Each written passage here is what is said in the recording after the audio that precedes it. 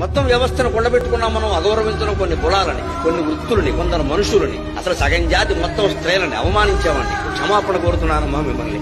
భారతీయ సంస్కృతి తరఫున అవమానించాం, మమ్మల్ని క్షమించండి. యావత్తు స్త్రీ జాతి క్షమించండి. నేను చూశాను నా కళ్ళతో. ఆడాళ్ళు పండుగ ఆడదాని నీకెందుకు లోపలికి పో, పెడబుద్ధులు ఉంటాయి మీకు, ఆడదాన్ని నమ్మద్దు అని పుస్తకాల్లో రాసి ప్రచారం చేశారు.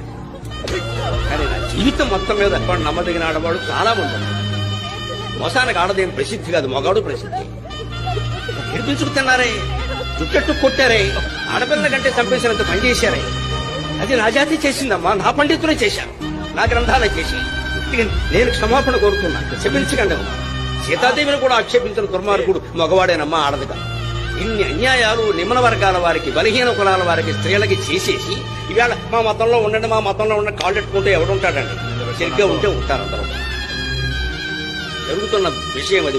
మన భావజాలం, క్రైస్తవ భావజాలం, 66 పుస్తకాలు ఉన్నటువంటి బైబిల్ గ్రంథ భావజాలం ఏం చెప్తుంది అని అంటే, స్త్రీకి ఇవ్వాల్సినటువంటి గౌరవం ఇవ్వాలి, కూతురికి ఇవ్వాల్సినటువంటి గౌరవం ఇవ్వాలి, కూతురికి ఇవ్వాల్సినటువంటి హక్కు ఇవ్వాలి.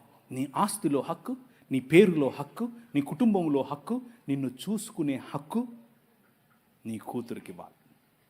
మిగిలిన ఏ గ్రంథాలు చెప్పలేదు. ఒకసారి నీ బైబిల్ ఎత్తండి. ఈ గ్రంథం, ఈ నల్లట్ట పుస్తకం ఈ దేశంలో స్త్రీకి ఆస్తి హక్కు తెచ్చింది. హల్లెలూయా! ఈ గ్రంథం, ఈ పుస్తకం ఈ దేశంలో స్త్రీకి చదువుకునే హక్కునిచ్చింది, స్త్రీకి నాయకత్వపు హక్కు ఇచ్చింది. ఇందిరాగాంధీ వచ్చి ప్రైమ్ మినిస్టర్ అయ్యింది అని అంటే కారణం ఏంటనుకుంటున్నారు?